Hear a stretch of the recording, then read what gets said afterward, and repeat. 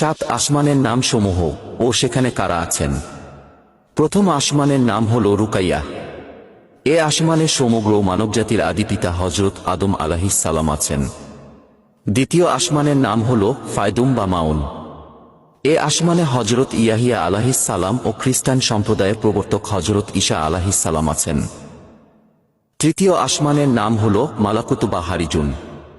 এ আসমানে হযরত ইউসুফ আলাইহিস সালাম আছেন।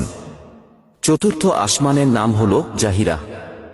এ আসমানে হযরত ইদ্রিস আলাইহিস সালাম আছেন। পঞ্চম আসমানের নাম হল মুজাইনা বা মুসাহারাত।